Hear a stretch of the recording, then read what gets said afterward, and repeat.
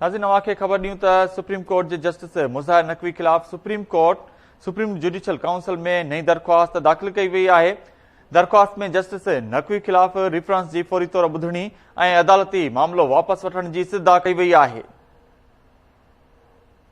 Supreme court जे chief justice अवां खे ॿुधायो त सुप्रीम कोर्ट जे जस्टिस मुज़ाहिर नक़वी ख़िलाफ़ सुप्रीम जुडिशल काउंसिल में नई दरख़्वास्त दाख़िल कई वई आहे।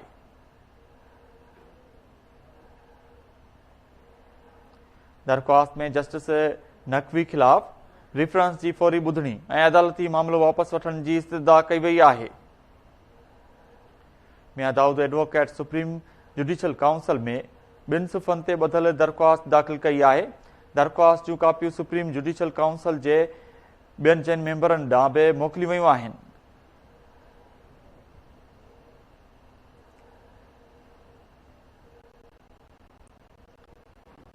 सुप्रीम जस्टिस मुज़ाहिर नक़वी ख़िलाफ़ जुडिशल काउंसिल में नई दरख़्वास्त दाख़िल आहे।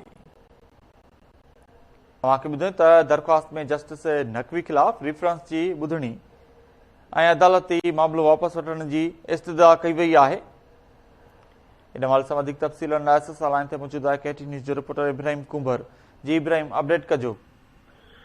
जी बिल्कुल, वकील मियां दाऊद जस्टिस मुज़ाहिर अली अकबर नक़वी के खिलाफ सुप्रीम जुडिशल काउंसिल में अॻु में ही रेफरेंस दाख़िल कयो। ॿी हिकु दरख़्वास्त दाख़िल कई वई आहे, जंहिं दरख़्वास्त में इहो चयो वियो आहे त फौरी तौर ते जस्टिस मुज़ाहिर अली अकबर नक़वी के खिलाफ रेफरेंस की ॿुधणी कई वञे।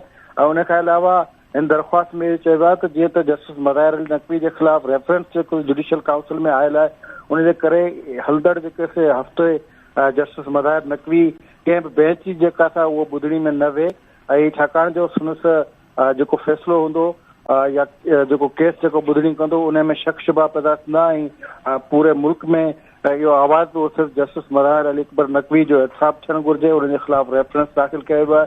जस्टिस मुज़ाहिर अली अकबर नक़वी खे कंहिं बेंच में शामिल करणु इंसाफ़ जे उसूलनि जी भञकड़ी हूंदी। चीफ जस्टिस ऑफ पाकिस्तान उन हवाले सां क़दम खणे ऐं कंहिं बि बेंच में जस्टिस मुज़ाहिर अली अकबर खे शामिल न कयो वञे ऐं उन ख़िलाफ़ रेफरेंस ते फौरी ॿुधणी करे कार्रवाई जी शुरूआत कई वञे। जी, वॾी महिरबानी अपडेट करण लाइ इब्राहिम कुंबर।